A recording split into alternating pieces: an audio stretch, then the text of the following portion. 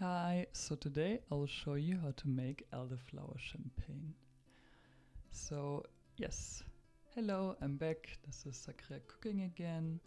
And yeah, we're in spring, it's beautiful outside, the elderflowers are blooming right now. I hope they're still blooming where you are. And yeah, I went out and I picked the flowers that were ready, only the ones that are ready and full like this one. Yes, beautiful. And yeah, I cut them with the scissors and then I brought them inside. And then I did the elderflower champagne together with the juice of a lemon and the lemon peel, some apple cider vinegar and some cane sugar. And I will write down the recipe below and you mix it all together with warm filtered water. Yeah, it's the elderflowers that I didn't use. I went to dry them because they're great in tea. So there I mixed everything together. I added a little bit more elderflowers because some of my clusters were quite small. And yes, then I leave this for around 24 hours to marinate.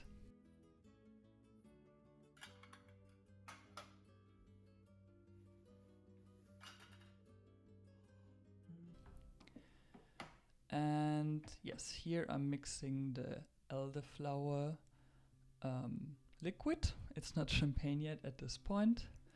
And then I'm filtering it out with a metal sieve.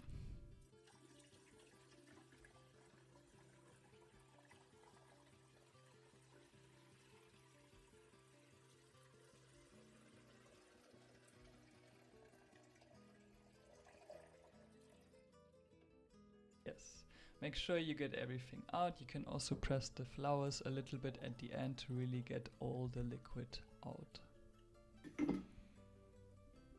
And then I realized I had a little bit of debris in the liquid, so I ended up using a cloth, cotton cloth, and then I filtered it through the cotton cloth again, just to get out all these tiny bits that I don't want in there.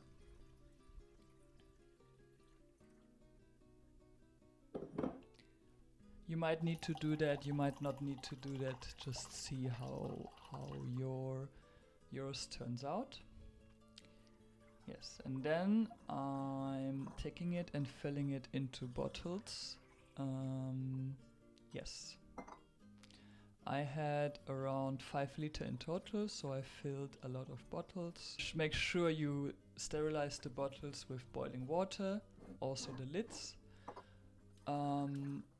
To not have any issues with mold. You shouldn't have that anyways, but just make sure they're really clean, because you will keep them for around 2 weeks and they should be clean.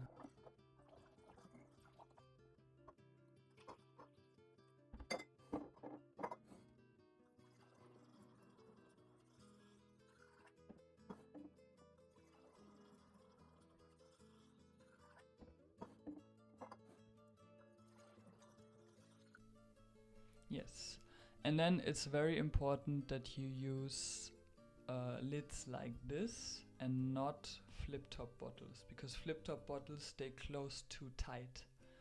And even those screw lids, you can see I don't fully tighten them because this one ferments like crazy, really crazy. I've had 2 times I've had them explode in my kitchen. You don't want that. You don't want to clean it up. You don't want all the glass on the floor. So make sure you use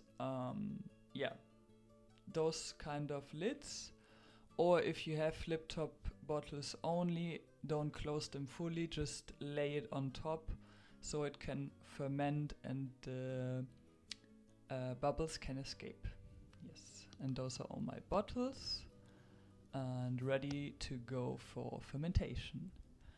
And then I moved them into a dark space that's a little bit cooler.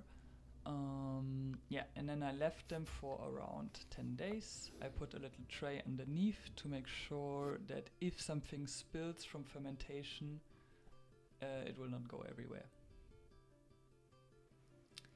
Yes, and there they are ready, they fermented, and you can see the bubbles, you can see the yeast on top. I checked them every day, every other day, just to make sure they're okay. I left mine for 10 days. It could take 14 days, depends on where you live, depends on how warm your kitchen is. Yes, that was a nice sound. You can see they fermented well, but please make sure to keep them not properly tightly locked.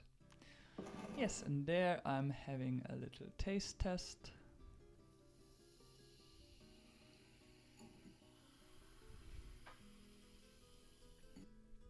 You can see I have it here.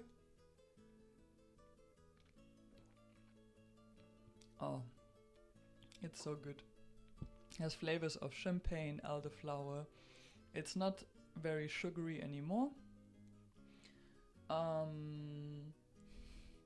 But yeah, it really has this taste and feeling of champagne, a little bit of acidity from the fermentation. You have the bubbles. Yeah, and you can then put it in the fridge once it's finished, and you can put it in the fridge, now it's done, and you can consume it within a few days. Enjoy! Bye bye!